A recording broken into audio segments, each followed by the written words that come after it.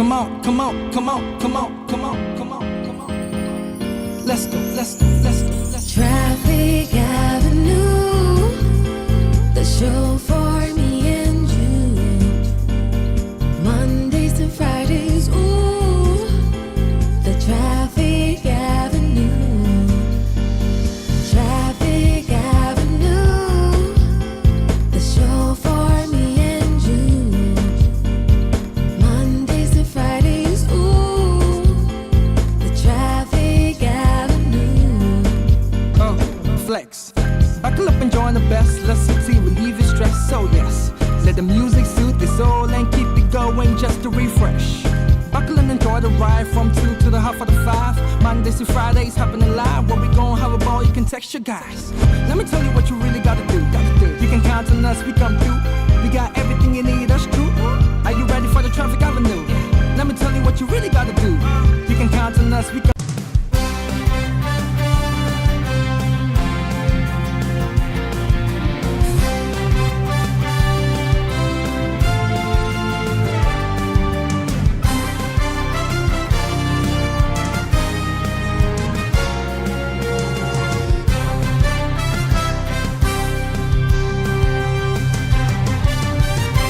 It's 17:30 GMT. This is Eyewitness News on 97.3 Citi FM. I am Umaru Sanda Amadou. Tonight, I'm here with Akosia Ochre. And coming up over the next 90 minutes, Alan Chamantin's movement for change suffers major setback as over 6,000 supporters of the MPP who allegedly left with him decided to return home. Also coming up. The Assembly State Council wishes to reaffirm our strong opposition to the government's decision to rename the university without any consultation with the chiefs.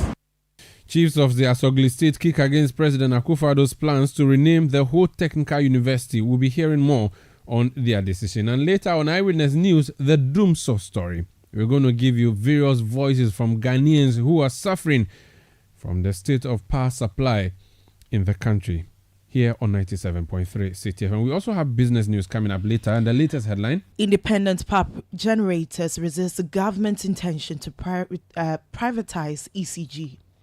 That's in 50 minutes from the Citi Business Desk. Eyewitness News is live across Ghana on a host of affiliate stations, including in the Upper West region on Tongsun 97.3 in Wa.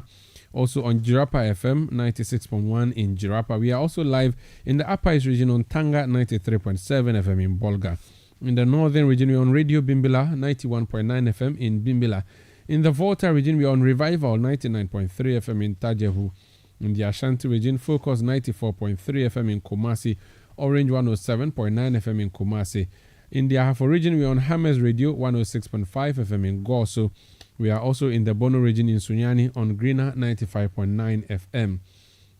In the Western region, we are on Beach 105.5 FM in Takrady and Sky Power 93.5 FM, also based in Takrady. The show is also live on YouTube, live on Facebook. We are interactive. Join us with your messages on WhatsApp 0549 986 996 0549 986 996.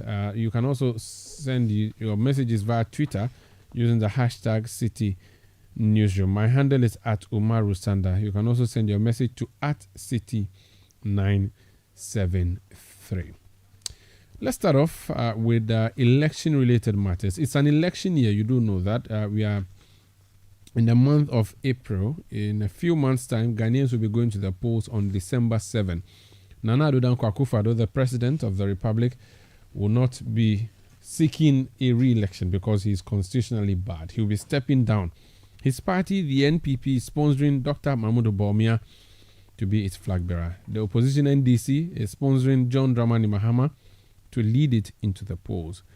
Now, in the course of electing Dr. Bawumia as flag bearer of the NPP, a lot of things happen, including Alan Kwadwo Chamantin, longest-serving trade minister of Ghana, quitting the NPP altogether and forming the so-called Movement for Change, which Movement for Change he said he was going to use to capture power as an independent candidate.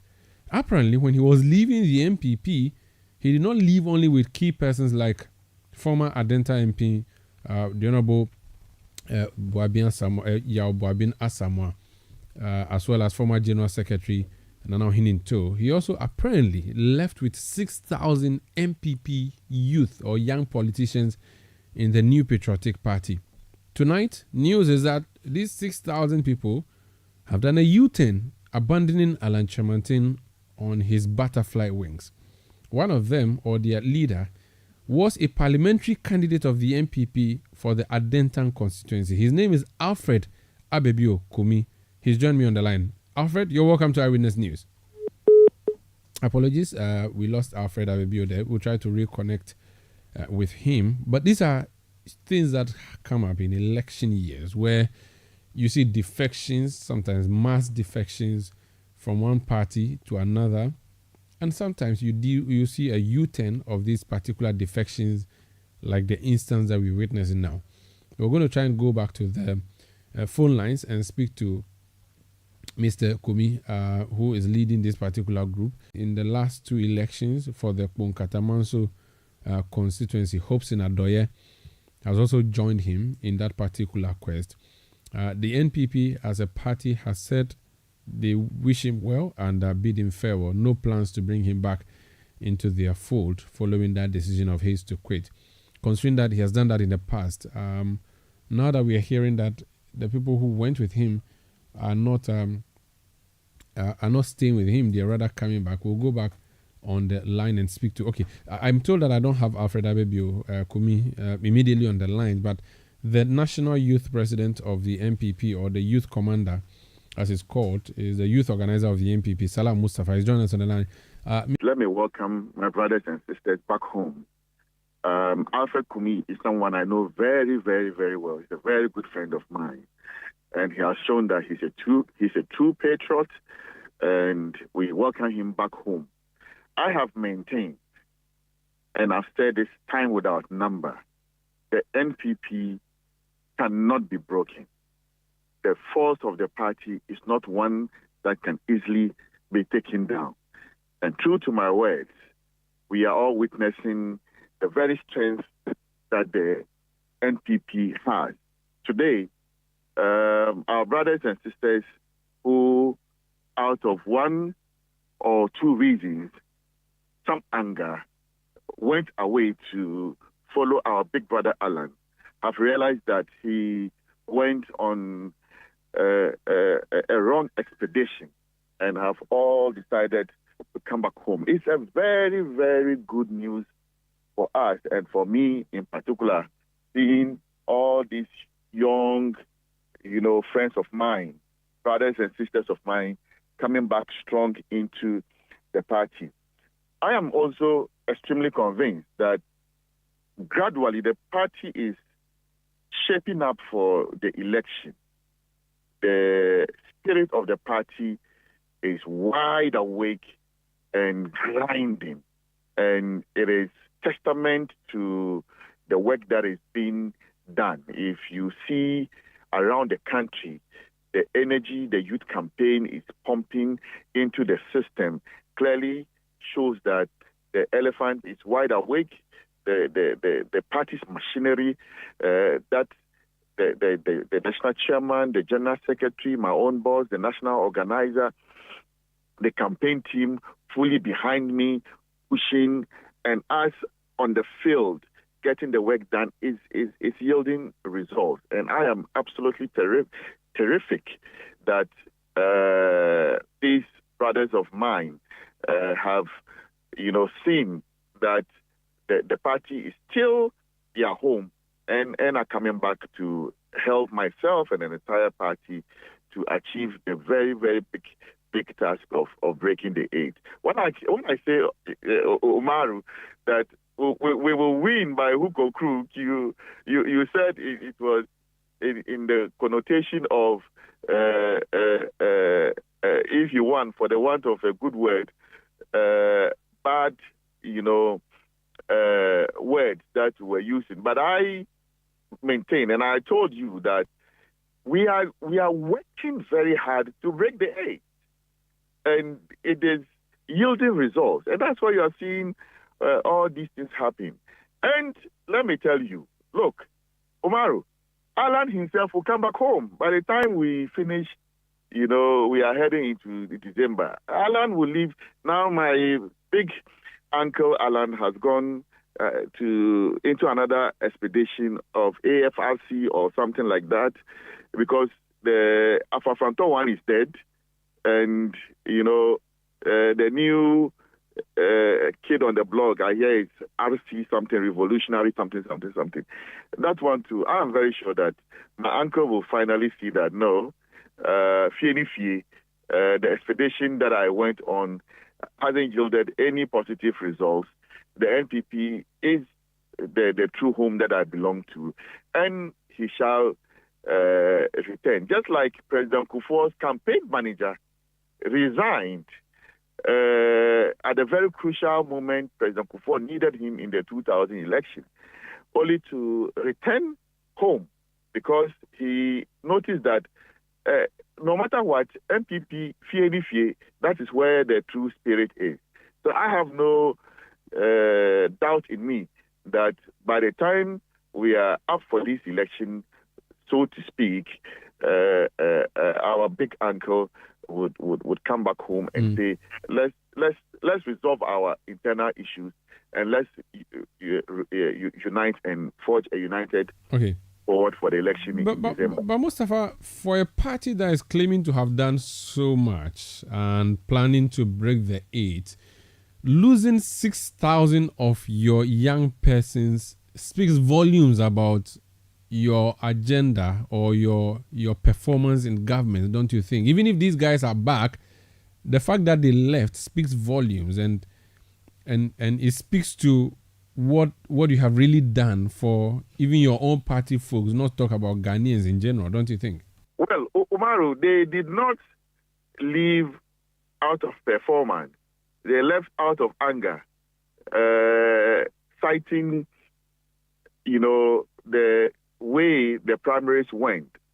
But all of us in this party know that there was no period at any point in time that the contest was skewed in any direction. I have said, that anybody who was on the ground properly knew that this was a no contest for Dr. Mahmoud Bawumia. It was a no contest. In fact, for the emergence of Kennedy Ohene Ejepong Akumpreku. And look, Akumpreku coming into the race 8 months and beating Alan, and coming second in the special delegates alone speaks volumes of how the NPP had shaped up itself and, posited itself in the presidential campaign. So clearly, if it were between Dr. Bawumia and my big uncle Alan alone, I am telling you, without a shred of doubt, Dr. Bawumia would have won every single region of this country. Every single region, Dr. Mahmoud Bawumia would have won. Because I kept going around and I saw exactly what was going on in and around the constituencies and in the regions. And I was quite convinced beyond reasonable doubt. And I think I have told you this before in one of our interviews or so, that it's a no contest for Dr. Mahmoud Bawumia. Listening to what the grassroots were telling, me and us in general, anybody who, was in touch knew that this was a foregone conclusion. So I am, convinced that my brothers and sisters have taken the right decision to come back after realizing that, no, we have been taken down, a road that does not represent the true picture that we were being told, and that we are coming back home. And it is an excellent news for us. It's terrific news that we accept and welcome, all of them back. They should come and let's continue the work. I know Kumi very well, very fantastic young gentleman, filled with the spirit of the elephant. And I have no doubt that he's coming back to add to the fold for us to continue to push to break the eight. Just out of curiosity, though, did you have this as a matter of fact on record that you lost 6,000 people to Alan's group, and these 6,000 people are coming back? Did you have that figure? Is that figure accurate? We do not have such a figure, but in politics, I mean. Anything can happen. So if my brother Kumi says that, 6,000 of them went and 6,000 of them are coming back, hooray, I am excited. I'm terrific. When I go home tonight, I'll sleep quite well. You do a welcome back party, maybe a welcome back party for them? Well, I'm sure we'll organize a welcome back party, for my colleagues who have returned home. And we appeal, my other big brother, Yabwabi Asamoah, my very good friend Hobson Adoye, they should all come back together with my big uncle Alan. It's not late. This is a party we have all worked for over the years. And I think that regardless of the situation, we can sit around the table and Jojo is better than War. And I think that all of us, true patriots, would find a way to reconcile amongst ourselves. And I think that is what my young colleagues have noticed and have come back into the party. Right. And it is well received. And I am happy that they are all back to the party. Thank you so much. Salam Mustafa is youth commander of the MPP, or youth organizer of the governing New Patriotic Party, speaking to us there. Let's speak to Yawbo Asamoah. He's with the Movement for Change. He was mentioning earlier that he's one of the key persons from the MPP who joined Alan Chemantin on his decision to leave the MPP and form the Movement for Change. YB, you're welcome to Eyewitness News. Thank you, Maritan.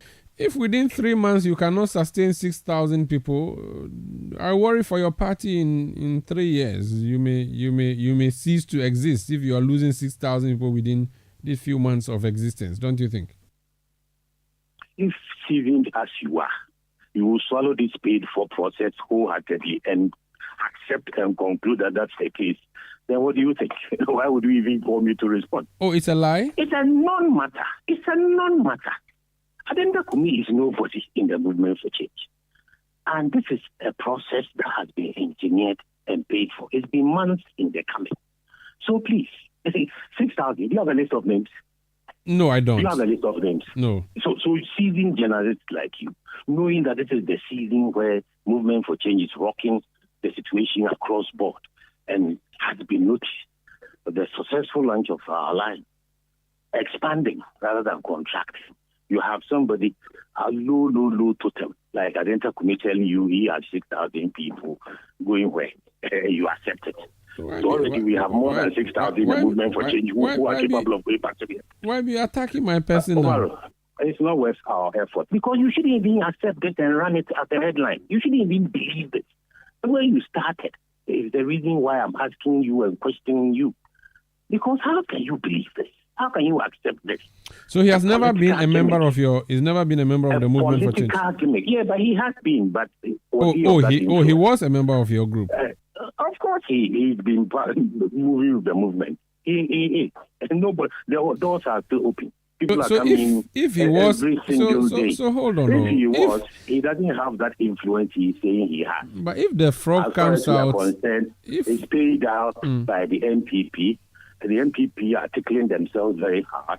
They are struggling as we speak. We wish them an even bigger struggle because more is yet to come.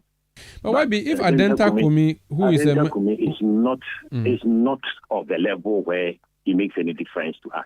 But if he was a member of your group for a long while, no problem. But the question, let me put the question through. People who are members of the MPP before. Why? My question is, if he comes out of your group, which group he belonged to, and says that he left that group with 6,000 people, that is believable, no matter how you consider you want to believe this. him because he was a member of the group. That's the first. That's the first thing. That means you choose to believe it. That's why I'm saying you are not being professional.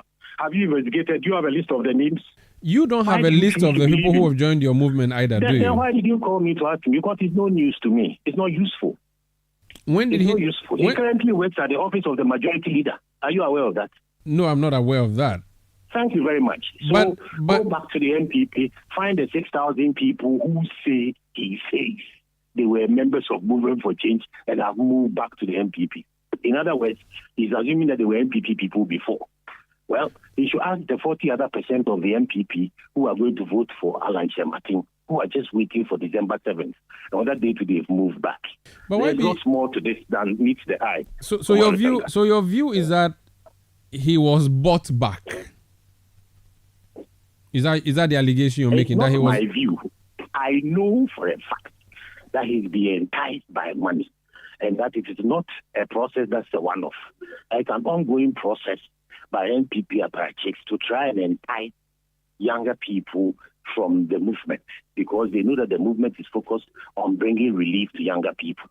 The process of young people leading the movement, because it's a peer-led movement, is ongoing and it's viable and it's very powerful. And so young people who are part of the movement are being targeted with cash, with money. And it's a process that is deliberately ongoing. Mr. Kumi has been paid money. Do you know how much? He paid him money. I'm not interested in how much. No, if you're interested, if a lawyer of your caliber can make a claim that someone has been paid money and not state how much money, then that's you peddling falsehood, and you know that cannot stand in any jurisdiction. I accept you interview me. If you choose to say it's a falsehood, you have your opinion. Okay, YB, you told us that the movement was built on convictions, and that's why people like yourselves joined. If people who join a movement because they are convinced by what Alan was preaching could be bought back by money, then it means your movement, the conviction is not convincing. Well, you see, you want to keep me attacking your personality. Have I been bought? If one person has been bought, why do you want to expand it to the entire movement? It's not professional. Question the man who has been bought morals. Don't question the entire movement. Question the man's conviction. Don't question an entire movement. Don't conclude about an entire movement based on one man's slippage. Because that person has slipped. That person is not a person of conviction. Because there's no proof of your claim. There's no proof of your claim. He is the one you should be questioning. Not me or the entire movement. I am sitting here. Have I slipped? Have I been paid? I'm a member of the movement. Have I been paid? Have you been approached? So if one person has been paid, why are you saying that the entire movement is made up of people who are not convicted or not convinced of their situation? Have you been approached with money? I'm not interested in that question because I'm not interested in following this process the way you want to. But because it is totally unprofessional. No, because you are believing something that's a figment of somebody's imagination. You are seeking to make a mountain out of something that doesn't exist. What doesn't exist is that Mr. Kumi is peddling a falsehood that is aimed and designed to beef up a certain impression the NPP is trying to create. That impression doesn't exist. It is their own political creation, and it won't work. It is based on one person, and that person wasn't powerful enough in the movement or high enough in the movement to deserve the kind of exposure you are giving him. Yes, because you are not looking at the larger picture, and it's okay if you attack my profession. The larger picture is that if he strong and in alliance, if he is at a certain level where it doesn't make any difference to the movement. So if he's a lowly figure who makes no difference and he's been targeted, how do you know and how confident are you that people at a higher level have not been targeted to? Because I just spoke to Salah Mustafa and he said that his uncle is expecting his uncle Alan to return by December. He mentions all of you by name, yourself, Hobson Adoye, and says he expects that all of you will be coming back. If there's a target like you're claiming, and which target has money to get Adenta Kumi back, how sure are you that your other members are not going to be targeted? And like I said, within the next 3 months... I don't have to give you that assurance on the basis of what Adenta Kumi says. That's what I'm trying to say. I'm surprised that you are treating him with disdain. I am not... That's his business.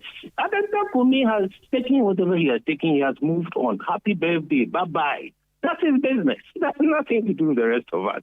That's not a cop-out. That appears to be a cop-out, your approach to responding to this significant issue. Alexander, let me repeat it. Yes. You are trying to build a molehill, a mountain out of a molehill. And you are falling for a shenanigan, which is as transparent as daylight. Very well. Somebody who's been pushed to do something. We've known about this for several days. If he had facts, he would have said West, because the original intention was to use him to attack Alan's personality. He doesn't have anything on the movement. He doesn't have anything on us. He doesn't have anything on the rest of us. If he did, that's the approach he wanted. Rather, he turns around and says he's bringing somebody back to where? He doesn't have any authority or power within the movement to go beyond what he has done, which is to step out alone and be used as an instrument for nothingness. What is happening is nothingness. It's a storm in a teacup. It's not even a teacup, a bullshit. It's not worth it. Very well. That's what I'm trying to tell you. So spending professional time on this thing, you are going about it. It's a bother to me. You're a professional. Don't spend quality professional time on something that does not benefit the people. Thank you for your advice, but we decide our editorial decision. Thank you for speaking to us. Pleasure. That's Yabo Abina Sama. He's a lawyer, a member of the Movement for Change, Alan Chamante's group. He was MP for Adenta. The man who called a press conference today, at which press conference he said that they made a mistake by following Alan Chamante is Alfred Abebi Okumi or Adenta Kumi. He was parliamentary candidate for Adenta, the same constituency that YB was MP. He's joined me on the line now, hopefully. Mr. Kumi, welcome to Eyewitness News. Good evening, sir. Thank you very much. Good. Let's just get a few things straightened up. You said at the press conference that you and 6,000 young politicians who left the MPP to Alan's group have returned to the MPP. Yes, please. How? Okay, do you have this list of these 6,000 people?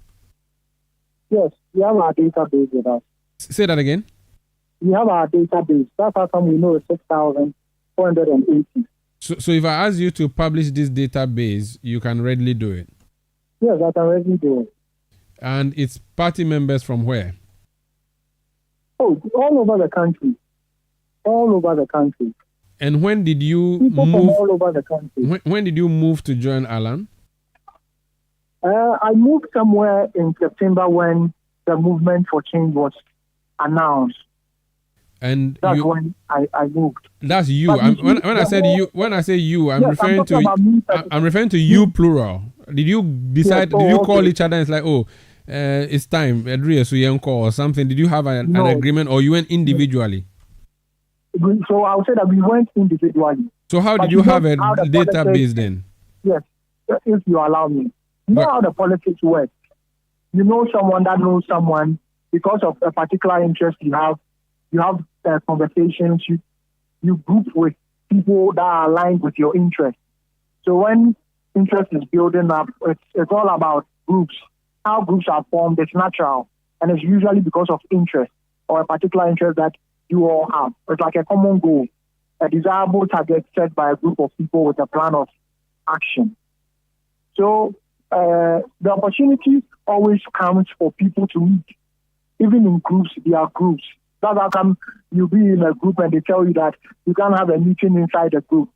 Just because you all identified something that you guys have in connection. Yes. Okay, so you don't have information on who is who, but you have a database. It's just a bit curious. So if you can explain to me how you managed to compile that database. So it's been a month and a half, and I had a call. Actually, I've been very quiet in the last 2 months in the movement. Very, very quiet. Those who know me, I can show you series of text messages, people calling me, asking me. But it was a self-reflection that started with me thinking about the decision I had made in the last few months, leaving my beloved MPP to join the movement. And I mean, a whole lot of voices, and I had to spend a few days to think about it. So out of the blue, I had a call from one of our guys who we've left now, and was telling me that, oh, they've organized a certain group.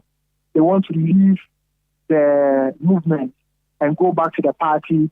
We spoke about the reasons. Then we started having calls among ourselves. We met some of the people. We talked about it.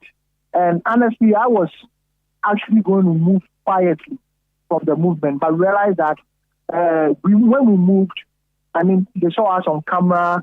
I've done a lot of communication for the movement. So we had to announce to let people know that, I mean, I go about and I meet people and they shout, movement for change, you know, that kind of thing. People know me personally. And some of them also identified with that in their locality, because of the kind of conversing they've gone about doing, people know them as members of the movement for change.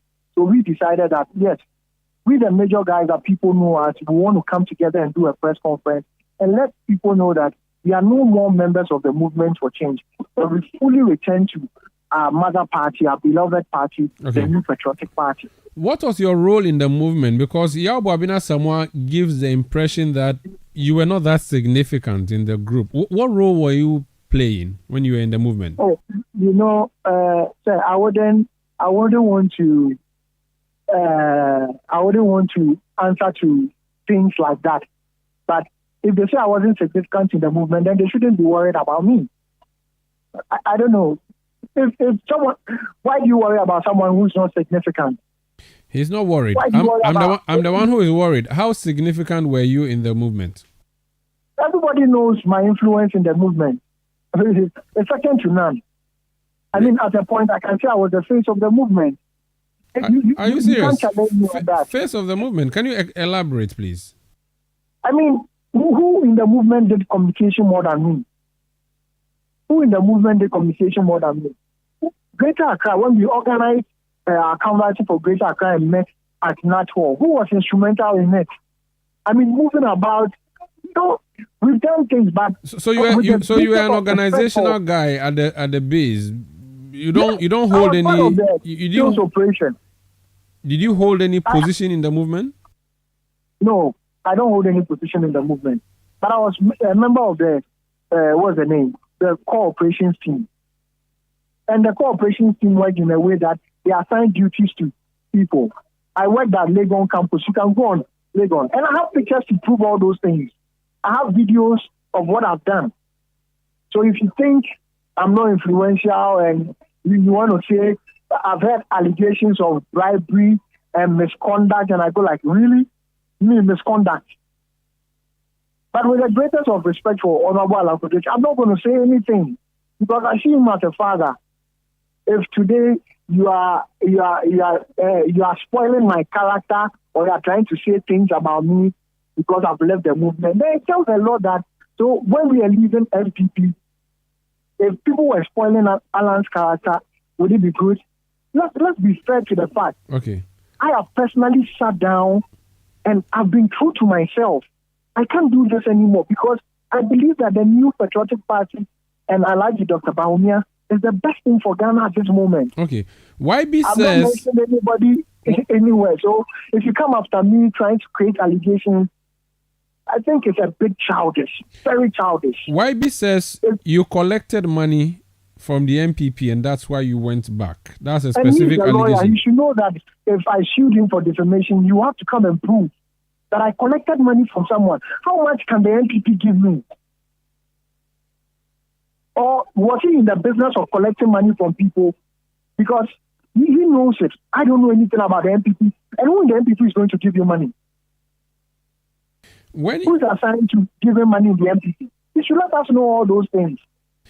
When you quit the MPP to join the movement, did you throw away your party card and did you formally withdraw from the party or you did not? I did not formally withdraw from the party. You can go to a Delta constituency and ask them. So you were serving... The only letter I sent to Adenta was that I could not be part of the race anymore, even though I had paid. I had paid for my finance. So you were a member of the Movement for Change and also a member of the MPP, technically? Yes. That's double standards or hypocrisy. I'm not sure which right word to use. So at a point you have to choose. And I've made a choice. Are you getting it? So you were not truly an Alan person then, because if you still had one leg in the MPP, then you're not truly MPP. MPP is a bigger Alan. family. I mean, Alan himself has said that you can vote for your parliamentary candidate and what? And come and vote for him. Is that not what his statement was? So I was interested in my parliamentary candidate, but I've sat down and the dust has settled. And I have to be true to myself. As a person, I have to be true to myself. Did you call? I mean, I can't continue. Did you call while my Alan? emotions. Alan, whom you call your father, did you go to him to tell him that you've had a reflection and you've decided to leave him and go back to the Well, MPP? I've spoken to him, and What did he say? I mean, it's a private conversation, so I'll leave it as that. But I promised him I'll never stand anywhere and say anything. See, everybody in the movement can come and spill lies on me, but I will never stand anywhere and dishonor Alan. I'll never. You see, they can say that. They can even say they give Ghana to me as Bible. I'll never stand anywhere and dishonor Alan. No. Okay. So they can continue. There's one more allegation. There's one more allegation against you that you work in the office of the majority leader. Is that true? No, it's not true. I've never even met the majority leader. Not Oseche Mensah, not Alexander Penyumakin, none of them. No, I've never met any of them. Last question. Majority leader. Why am I going to meet the majority That's leader? what YB said. He said you work in the office of the majority leader. No, it's not true. You can call Honorable Asenyo Martins and ask him if he knows me. You think he doesn't know you and you don't work for him? You've never worked for him? I've never even met Mr. Asenyo himself. I've never met him. Okay. I've never met him in person or even from afar. Seram sends a message from airport and says I should ask you to mention just 10 names of people who you returned with from your database. Can you do that? Oh, I mean, you saw, if you're asking me for 10 names, today the press conference, we had 31 people there. It's not necessary. That's fair enough. Thank you. Thank you for speaking to us. Thank you. That's Alfred Abebi. God bless you too. That's Alfred Abebi Okumi. He's a former NPP parliamentary candidate aspirant for the MPP. And he is now, he was a member of the Movement for Change. He says he's now back to the MPP, which party he once belonged to.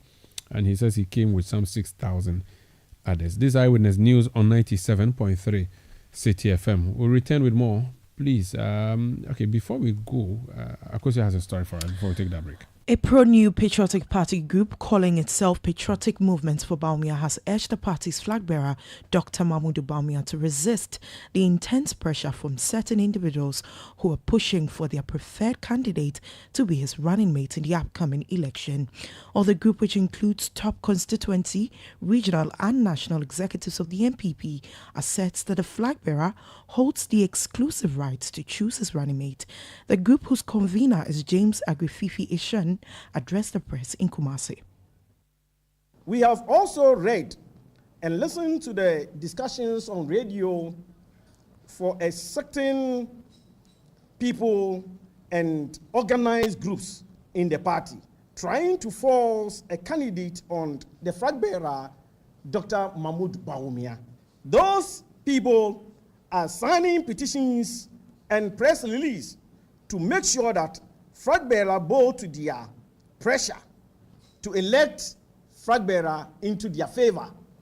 That is the vice running mate. The new Patriotic Party members, who must have vigorously campaigning for our flag bearer, are at the crucial moment busily exerting all their energies on adopting various diabolic strategies and must be condemned. The group further advised those mounting pressure on the flag bearer to desist. That was convener for pro-MPP Group Patriotic Movement, James Agrififi Ishan. Eyewitness News. Be there as it happens. You know, you Papa see that?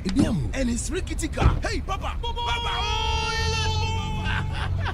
Bobo, so how your engine now? It is half man, half amazing. Thanks to Cause and you can feel better energy. Can't touch this. Actually, Guys, so Sancho's engine just died like that? Yes, so somebody managed to convince him that there is a better engine oil than Quartz, and he switched. Sancho Panza. Now, which engine oil can be better than Quartz? No other, my guy. Quartz with its age-resistant technology, it keeps your engine younger for longer. Now you know. Have you guys seen the new bottle design? It's superb. Quartz 9000 from Total Energies there improves fuel efficiency. Why do you think Mr. Mane and Logoso have taken the Quartz Nation movement World Cup like that? Sorry. Chairman Mane. Chairman. Hey, Quartz. Keep your engine younger for longer. Ghana must grow.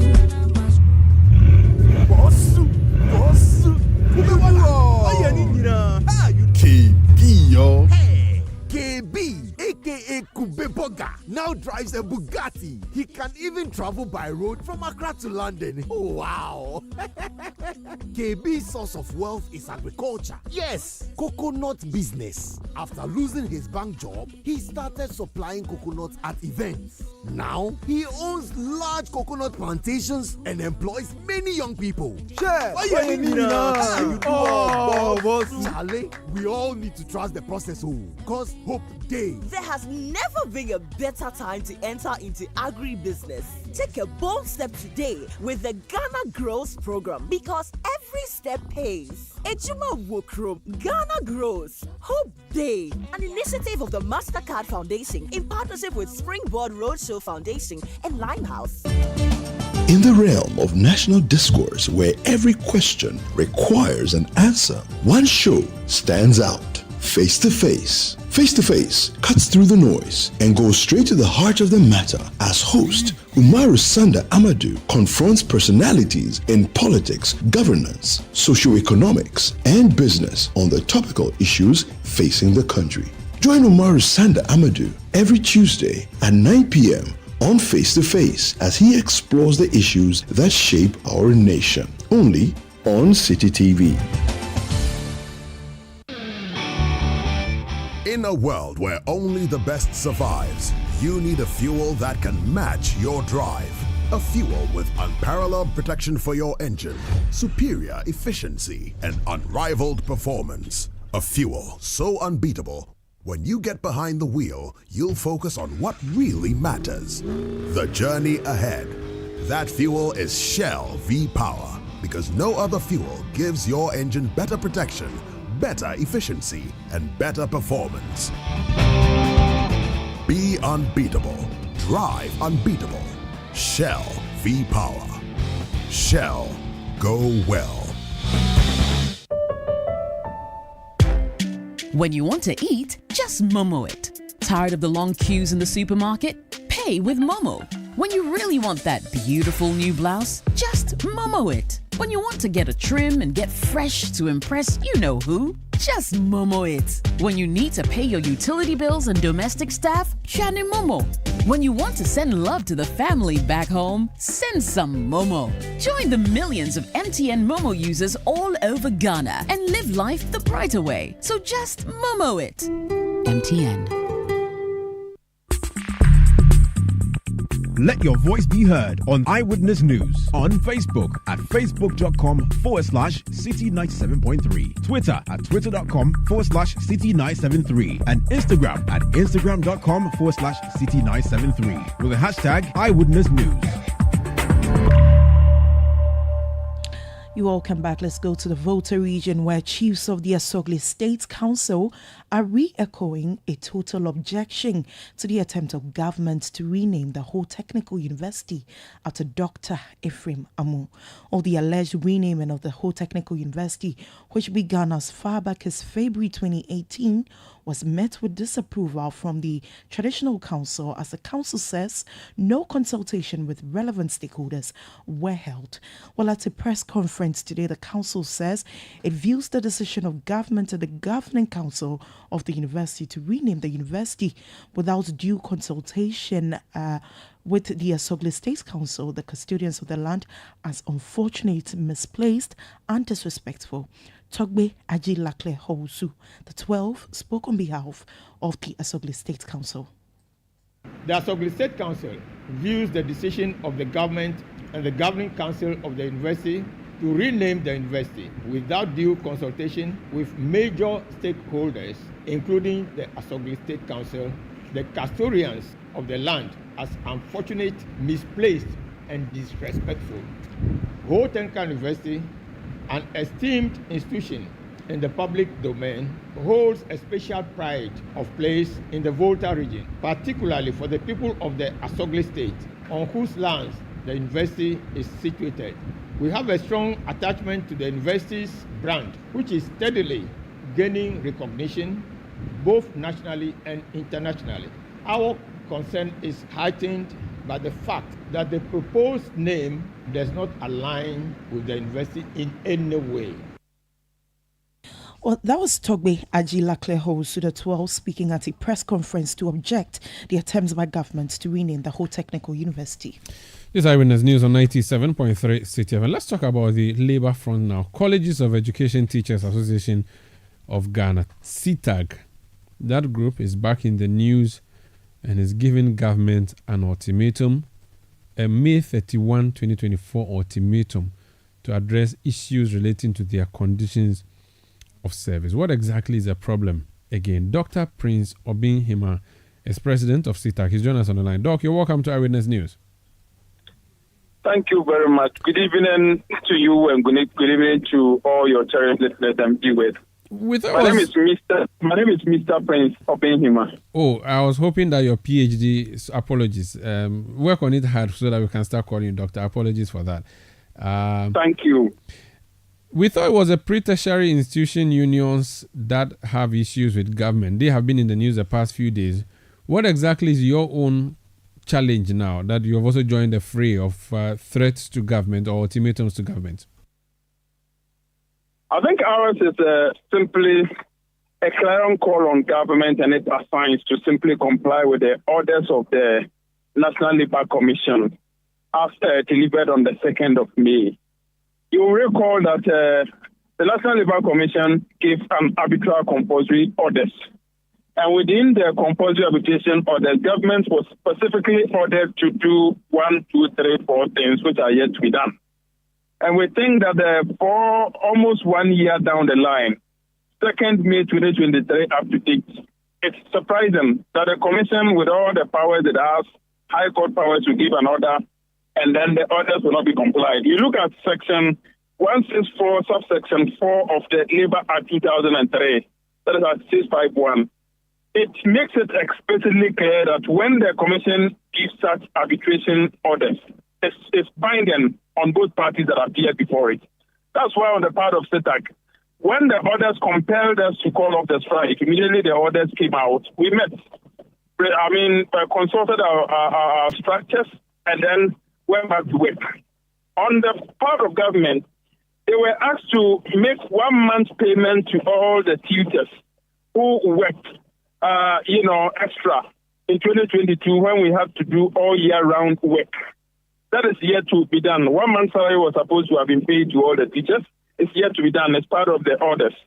Again, the orders contain that the negotiator, that is being the chief negotiator, being the fair wages, should, as it were, see to it that the GTAC expedite action on the staff audit that it has started. So that by 31st July 2023, they would have finished with the staff audit. And it was also contained in the orders that when they finish, they should implement it retrospectively from 3rd January 2023. And that has also not been done. So you look at all these things, then it is clear that the government is not taking it seriously. We not wanting to take the nation Ghana by storm are coming out with this. Omar, you also recall that when we went on strike, our August salary got frozen. In fact, when we met with the minister after our strike action, it was decided that the salary should be paid to the members, the locked-up salary. It was restored, but not without challenges. As we speak now, quite a good number of us, including my good self, which the association believes is victimization, or it's a means employed to make strike unattractive to members, decided to continue to hold on with the salaries of such people. And we think it's unfair. So you look at all these things, we want to share with the public. We'll be issuing bi-weekly, reminders up to the 31st of May 2024. If then all these things have not been complied fully, then we'll need to take decisions that will, as it were, serve the collective interest of SETAC members across Ghana. So this is actually a court order you want to see implemented? Exactly. That is the National Labour Commission's order. So why don't you go to this arbitrator and tell them that the instruction that they gave has not been complied with, and have them issue another instruction? A very sharp question. Really, we have written to the National Labour Commission drawing their attention for avoidance of doubts that the orders you give are yet to be complied with. And we are in Ghana. We know that when the NLC gives orders, for instance, for unions to go back to work and they flout, they quickly run to the High Court proper to get orders to compel the unions to go back to work. So we wrote to them that they have that responsibility to ensure that if they have to even go that length, they have to do. And the Labour Commission indeed wrote to us telling us they have referred the matter to the legal department of the Commission for action. And up to date, that has not been done. So we have reached our witty end by going to the National Labour Commission. When you say 31st May, you're going to take action, we do know that usually the last two of deployment is a strike. Is that something we should be expecting? I'm unable to preempt what the decision will be, but I trust the rank and file of SETAC. I trust the structures of SETAC. That when we get there, the definition of the advice will be one that will bring, resounding relief to the members of SETAC. That will impact possibly on our welfare, and I wouldn't be surprised if strike becomes an option. Very well. Thank you so much for speaking to us. Thank you too. That's Prince Obinhima. He is national president of the Colleges of Education Teachers Association of Ghana, SETAC. This is Eyewitness News on 97.3 Citi FM. We are coming to you from our studios in Adabraka in Accra. We are also around the globe on citynewsroom.com. Akosia. Let's stay on education because the Teachers and Educational Workers Union TEU of TUC Ghana has pledged to resist any attempts by its employers to stall negotiations regarding the demands of its members. Well, already, the union has set a deadline for the end of April 2024 for the government to settle its SNIT and Tier 2 pension arrears. While speaking to the media, the newly elected General Secretary of the union, King James Azotiba, expressed the union's readiness to collaborate with the government to address their demands. That will assure us that they will have the interests of workers at hand. Other than that, we definitely will have our position and then we will act on it. We will not tolerate any government that will take us for granted. Ghana is known to be a most peaceful country. We are all peace-loving people. We will not tolerate any thing that will disturb the peace that we are enjoying. In fact, they will be the greatest losers if they try that. That was newly elected General Secretary of the Teachers and Educational Workers Union, TEU, King James Azotiba. Now, a Deputy Minister of Education, Reverend Tim Fojo, has announced plans by the ministry to obtain financial clearance for teacher placement following the successful completion of their licensure exams.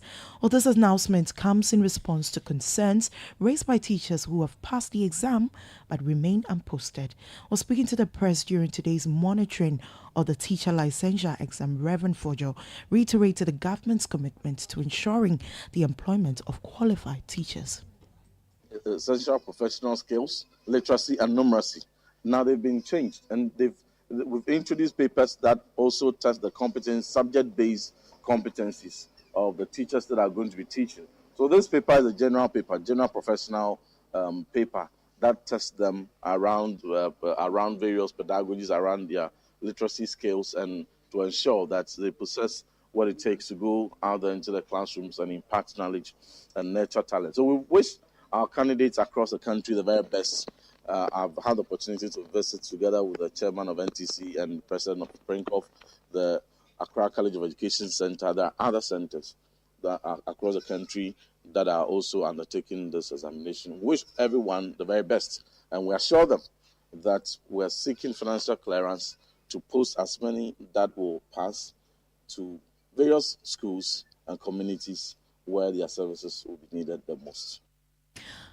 Well, the Deputy Minister of Education also reaffirmed the government's stance on maintaining the licensure exam, citing its role in upholding the professional standards of teachers. These standards are the minimum standards required for any teacher to teach in any parts of the world. And for the past 6 years that we've been implementing the teacher licensure examination, it has lifted up the standard of teaching in this country. It has impacted on outcomes improvements in our education sector. And I always say that nobody would be comfortable to be on a flight when you know the pilot doesn't have the license to fly. But believe you me, the most crucial flight anyone or group of people can be on is a flight of education.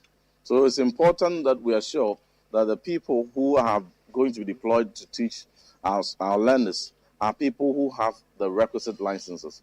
Teachers are members of the noble profession. And I have not seen any profession in any part of the world that is as important as the teaching profession. Deputy Minister of Education, Reverend Intim Fojo.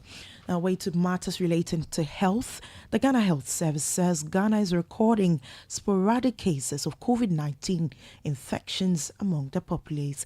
The World Health Organization in May 2023 declared the COVID-19 pandemic as no longer a public health emergency, leading to many people lowering their guards in observing the safety protocols.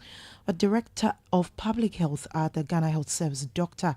Asiedu Bekwai, in a Citi News interview, urged the public to return to observing some protocols, including the wearing of masks, in addition to getting vaccination. There have been, what I would say, isolated cases being reported, but we don't have localized outbreaks. You know, in the past, we used to have like a school or a workplace getting a lot of people infected, but now we don't have that. But we are not surprised of this occasional cases because COVID-19 is never over. Until WHO declares the pandemic over, we will still be getting occasional cases. Dr. Asiedu Bekwai is Public Health Director of the Ghana Health Service. Eyewitness News. Be there as it happens. There are some classy celebrations that calls for whipping out your favorite China sets. Same goes for your luxury vehicle. Just any engine oil won't do. Premium understands premium best. The new Shell Helix Ultra 0W20 SP with carbon neutral properties is the one for your premium car. It's a fully synthetic motor oil designed using the Shell Pure Plus technology. Prevents dirt buildup with exceptional cleaning power, leaving your pistons cleaner than a whistle up to 50% more than the industry standard and gives you stronger, long-lasting engine performance. So, if you want your classic car to run smoothly like a Ferrari for years to come, use the Shell Helix Ultra 0W20 SP with carbon neutral properties. Shell Helix Ultra 0W20 SP, designed for ultimate engine performance.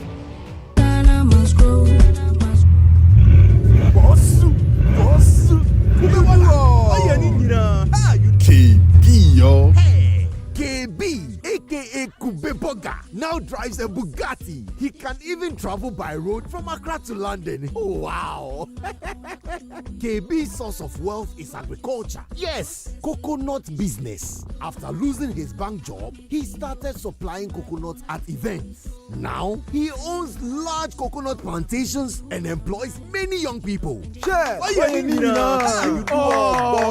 Charlie, we all need to trust the process, because hope days. There has never been a better time to enter into agribusiness. Take a bold step today with the Ghana Grows program, because every step pays. Ejuma Wokrom, Ghana Grows, Hope Day, an initiative of the MasterCard Foundation in partnership with Springboard Roadshow Foundation and Limehouse. In a world where only the best survives, you need a fuel that can match your drive. A fuel with unparalleled protection for your engine, superior efficiency, and unrivaled performance. A fuel so unbeatable, When you get behind the wheel, you'll focus on what really matters. The journey ahead. That fuel is Shell V-Power, because no other fuel gives your engine better protection, better efficiency, and better performance. Be unbeatable. Drive unbeatable. Shell V-Power. Shell. Go well. In the realm of national discourse where every question requires an answer, one show stands out. Face to Face. Face to Face cuts through the noise and goes straight to the heart of the matter as host Umaru Sanda Amadou confronts personalities in politics, governance, socio-economics, and business on the topical issues facing the country. Join Umaru Sanda Amadou every Tuesday at 9 p.m. on Face to Face as he explores the issues that shape our nation. Only on Citi TV. Eyewitness News. Be there as it happens. Get the details. Every significant financial transaction, every market movement, and all the policies that affect your business. Citi Business News. Be informed. Akosi Autry here with Citi Business News and Eyewitness News, brought to you by GCB Bank PLC. GCB Personal Loan, make that big move and dream a reality. Let's settle for the details. The Independent Power Producers, IPPs, have strongly opposed the government's plan to privatize the Electricity Company of Ghana. While the chamber fears that the attempt to privatize electricity distribution will result in service deterioration, tariff hikes, and also public backlash. While of greater concern to the IPPs is the potential for job losses, as private investors may prioritize profit and short-term gains. While in a statement by its CEO, the IPPs proposed, among other alternatives, efficiency and regulatory reforms to ensure the sustainability of ECG's public operations. While it added that international experiences with utility privatization have shown mixed results, with instances of failure and renationalization due to service quality concerns. Well, let's still stay on the intended privatization of ECG, because the Center for Environmental Management and Sustainable Energy has expressed strong opposition to the government's decision to outsource the billing and collection roles of the Electricity Company of Ghana to a private entity.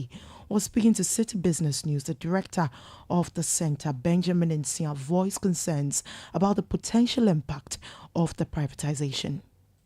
We at TEMSA think that privatizing revenue collection of ECG is not the best approach in solving the debt situation in the power sector.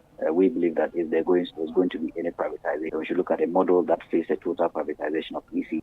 Because when we privatize ECG, especially with respect to revenue collection, we are likely going to create a redundant employment at ECG, which we pay them as a state, and also pays a commission to these revenue collectors, and that becomes double cost to this company, and also getting some revenue to offset the debt situation. So it is not the best of idea, and we think government should not go that way.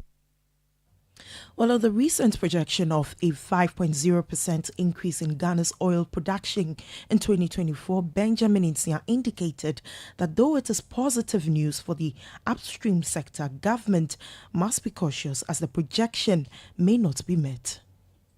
I think that any projection that indicates an improvement in output is a welcome projection in a time where we've seen prices surging on the international market. That projection and additional output will improve our revenue from the upstream, and also allocation of resources to very important areas of the economy. I think we should be cautious in projecting that our oil output, when Talos Jubilee Fields operation come on stream or is commissioned, is likely to put our oil output around 177,000 barrels a day. We at SEMSA think that is an outrageous projection because if you look at our current daily production, it's below 100,000 barrels a day. And if even PIAC brings its report of the 2023 annual year, it's likely to decline further, because you've seen that in the last 3 years, there's been about a 40% decline in output with respect to crude production in Ghana. So any 5% projection will not lead to an output projection of 177,000. Maybe the maximum should be around 125,000 barrels per day. Benjamin Nsia is the director of the Center for Environmental Management and Sustainable Energy. Our Finance Minister, Dr. Mohamed Amin Adam, has reaffirmed the government's commitment to avoid immediate visits to the international capital market. This decision aligns with ongoing efforts to stabilize the country's debt to sustainable levels. Dr. Adam highlighted that while the government is currently relying on the domestic treasury market for financing, it is intensifying efforts to boost revenue mobilization. Speaking to the media in Washington, D.C., Dr. Amin Adam said the strategic approach aims to mitigate the risk of escalating interest rates in the domestic market. Of course, if you are very high interest rate, we should be worried. This is also because we do not have access to the capital market. We do not rely on treasury bills as the sole source of finance. And so if you rely on something where demand for anything is high, the price for that increases. So this is simple economics. Okay, but we are worried. And this is why we are also intentional about increasing domestic revenue mobilization so that we can reduce our financing requirements. So once we reduce your financing requirements, then your borrowing requirements also reduce. So demand decreases, and then we see the price also reducing the interest rates. So that's the strategy we are pursuing. Dr. Amin Adam also assured that the government is prioritizing support for small and medium enterprises to ensure growth within the sector.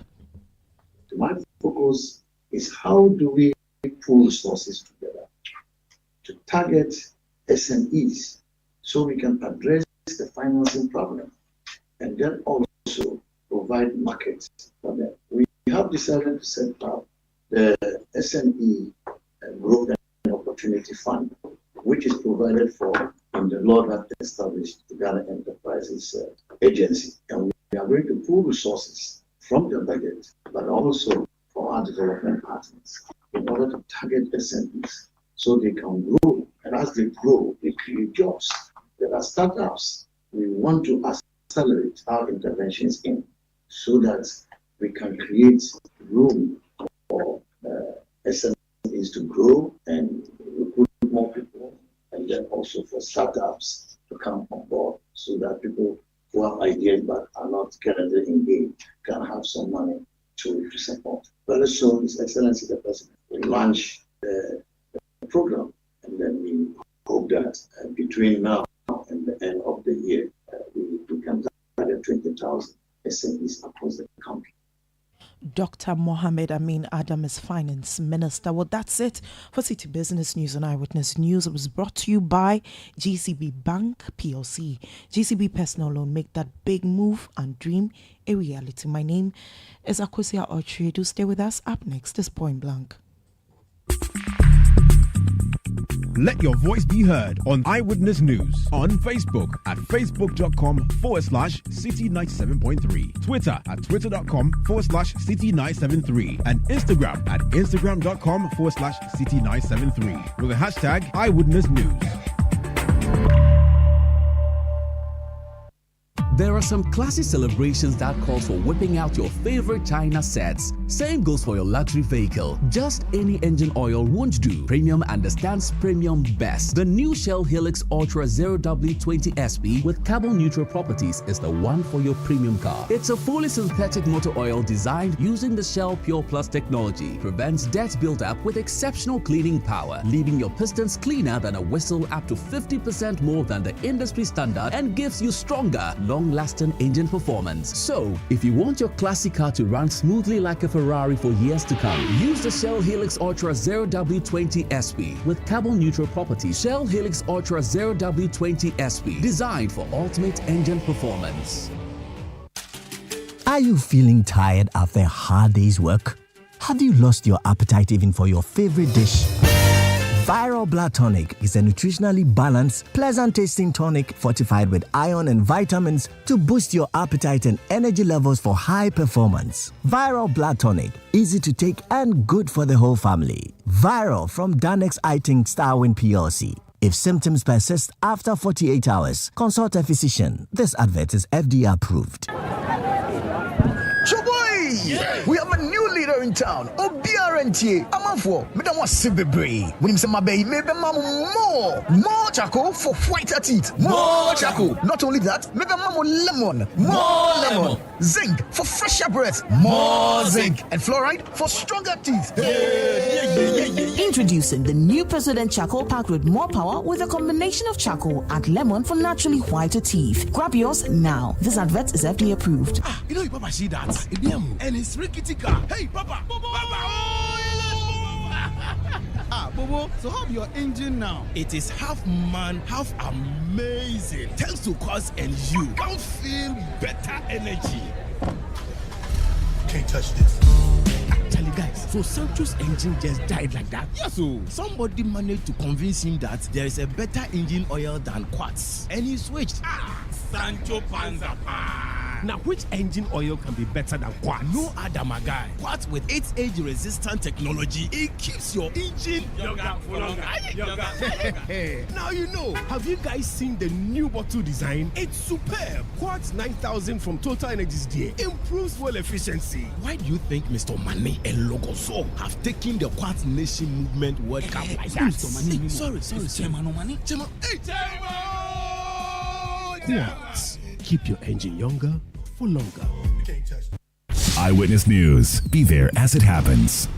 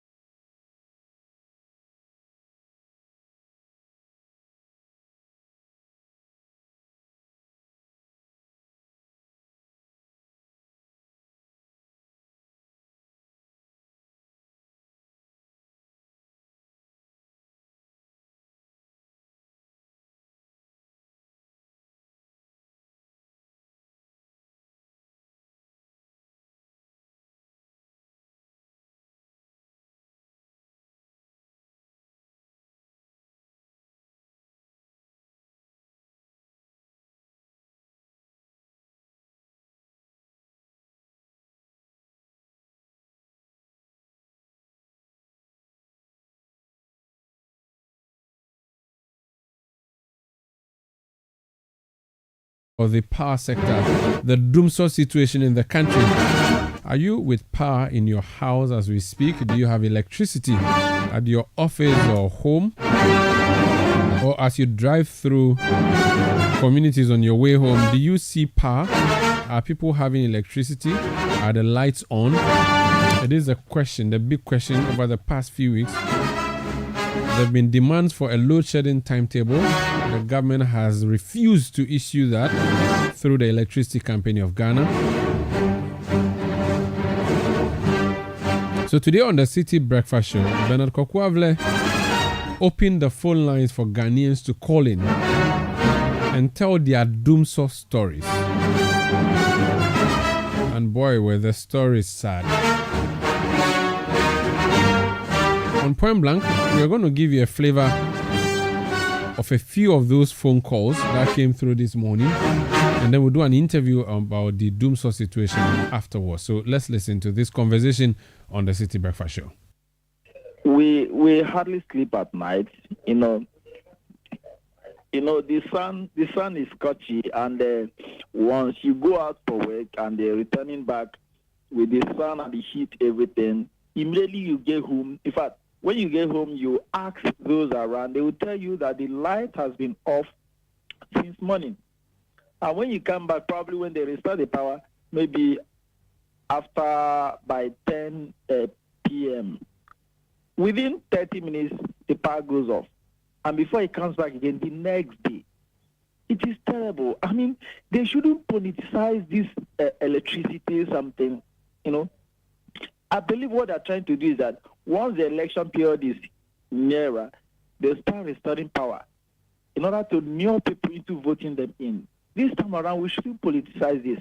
It's so unfortunate for me because at home I also have a 3-month-old baby. And these days, the babies that are born, they are born addicted to air conditioning. So when my workplace is off and it's frustrating, I come home I cannot sleep. You have to be fanning the babies for them to sleep. They close their eyes for just 30 seconds and they open their eyes again. The following morning, you cannot go to the workplace. I manufacture poly products. My machines depend on electricity. If we had the schedule, I'll not let my boys come to work. I let my boys come to work only for them to be light off. At the end of the day, I have to pay 12 boys money. Please, I am at Kuti, the satellite area. It's under Amazon Dispatch with the ECG we are in Tamam. From Monday up to Friday, we went off from morning 9 o'clock up to around 4 p.m. Then to come after 4 up to around 10. Then to go off from 10 up to the next morning. The weekend was worse. It goes more than 3 times. And from Saturday to yesterday, we didn't sleep with light. 10 o'clock is off. Please, we beg them. We beg them. They should let us know when we are on and when we are off. I mean, this is something that should be common, something that everybody should be able to agree. They should tell everybody that your line will go off this time. Look at all the calls that are making, those who are using it for production. And it's really affecting a lot of people. Then, as I was saying, I have rashes on my skin, my wife has rashes, my children have children, they all have rashes on their skin. I mean, what wrong have you done? I managed to set up a small food business for my wife. And because of the market, where the market is, so we decided to buy those leaves in bulk and store in fridge. But as I'm talking to you, a lot of them, they are spoiled. All those leaves and cabbage, all of them, they are spoiled, all because of this light off. And the thing is that I will not talk about my barbering shop because Baba will come morning time, then off. Evening time, then they will on the light. By that time, work will not come. That's what we have been going through every day. Last 2 weeks, I tried to see if I can do a timetable. But ECG decided to change the plan for me. I don't know whether they think they will be doing us favor if they give us a schedule or I don't know.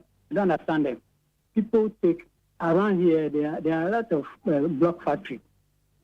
People will take car from Ashama, come here to cut block, then they take the light off.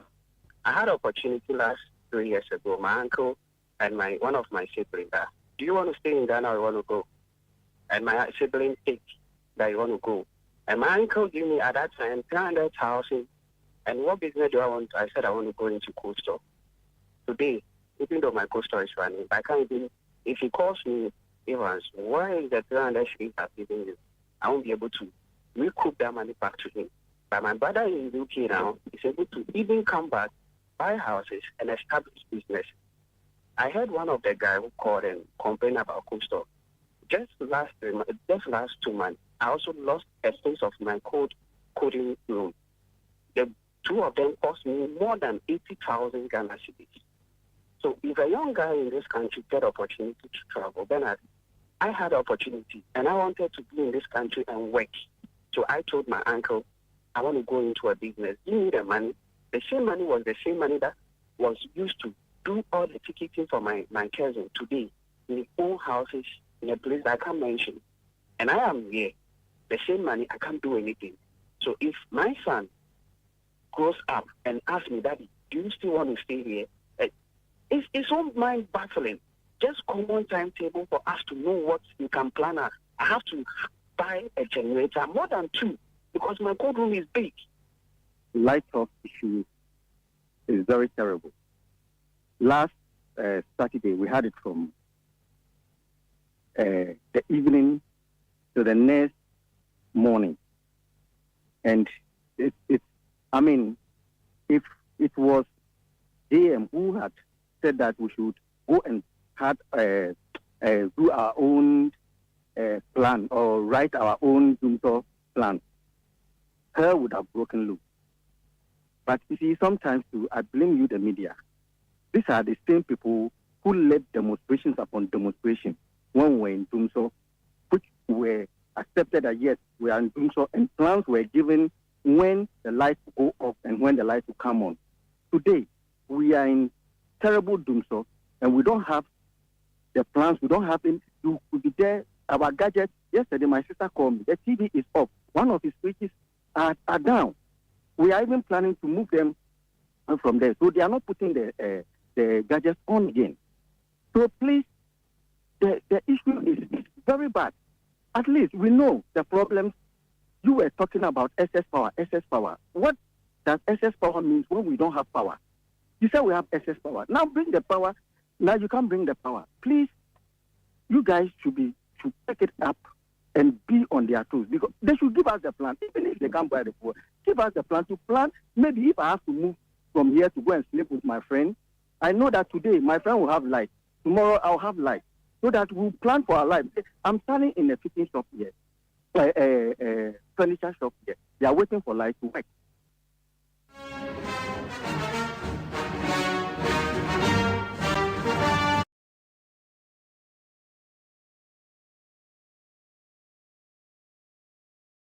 Is calling onto the City Breakfast Show today, lamenting about the power situation and how it's affecting them and the alternatives they are deploying. We were speaking to Bernard Avle on the City Breakfast Show.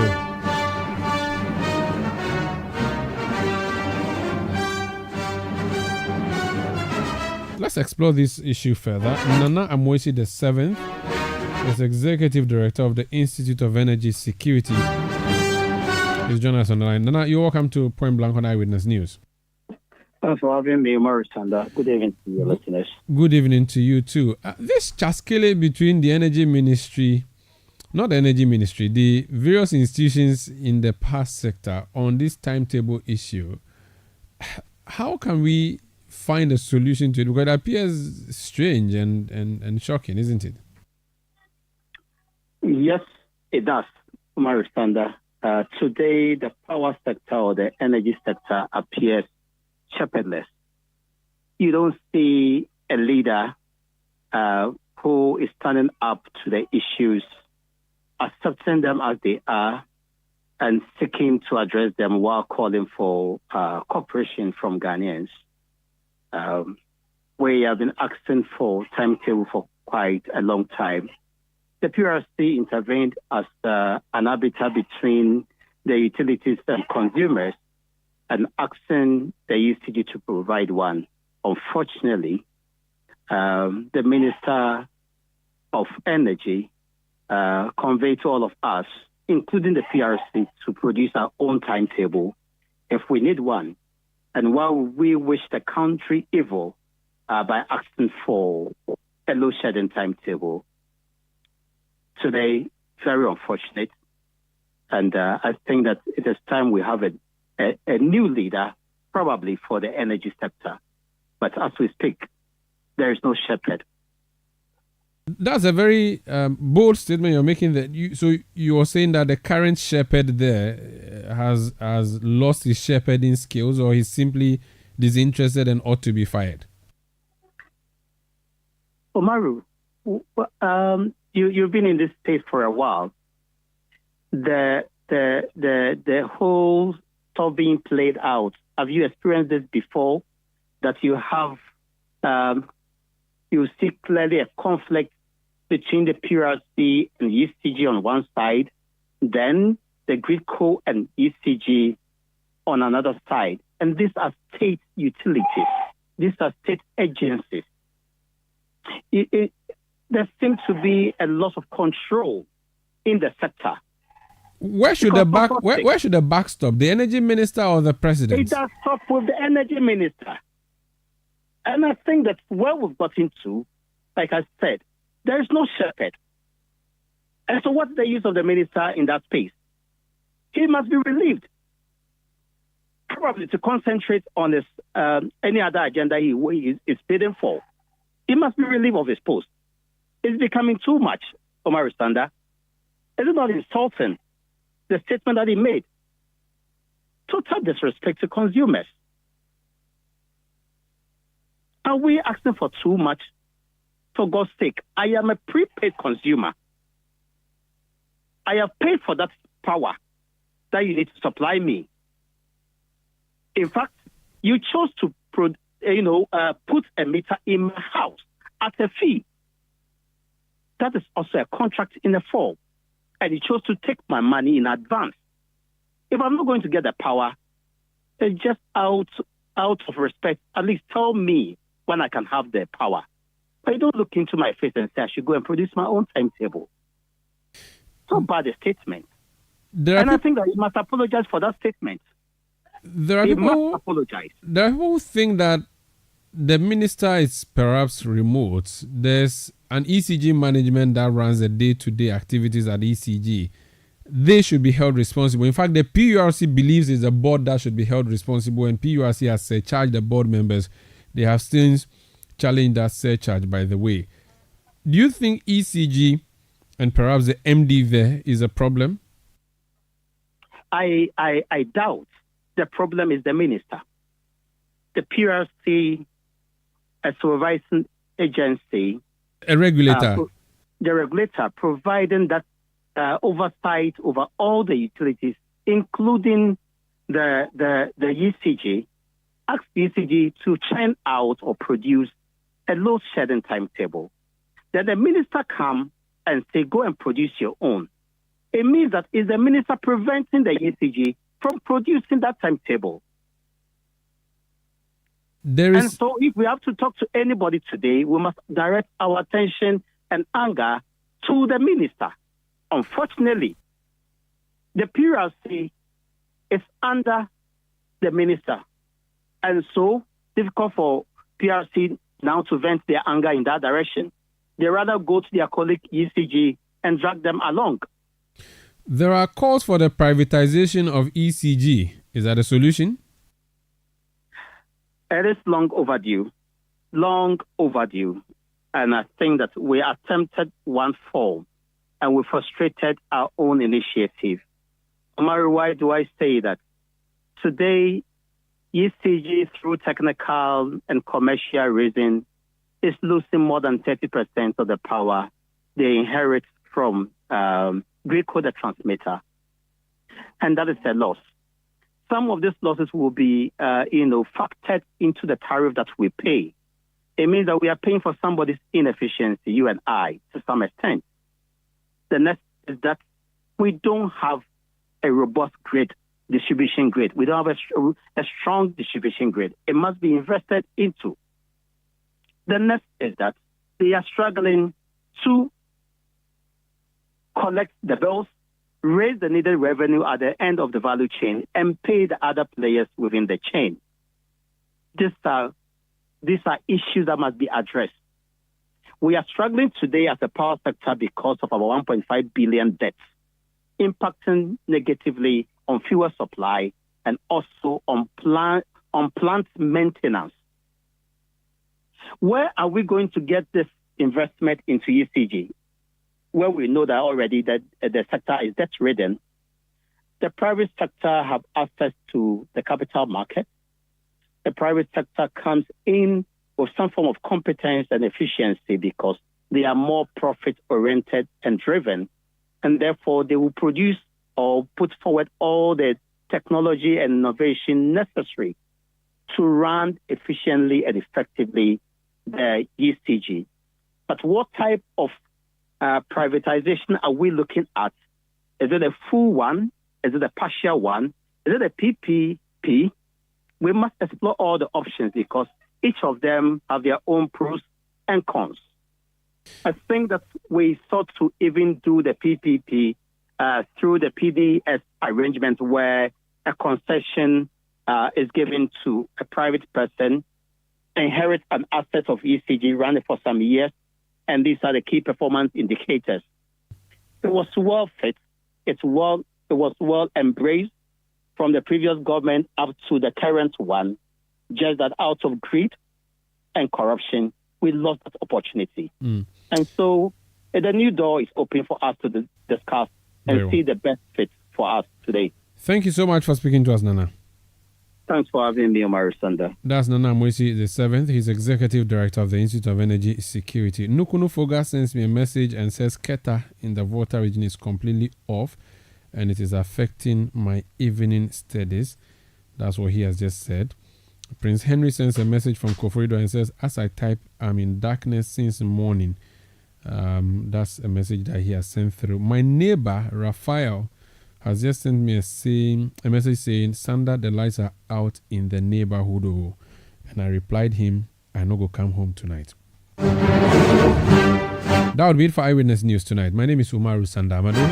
I did this with Akosia Oche. Production by Kobna Wilson, Beverly London, and Sami Wiafi. Technical support from Daniel Squashi. New media support from Edwin Kwakofi. We'll be back tomorrow at 17:30 GMT. Thank you for listening. Up next is Footprints with Samuel Atamensa, and his guest tonight is Eja Ko Nimo. Stay tuned in and listen.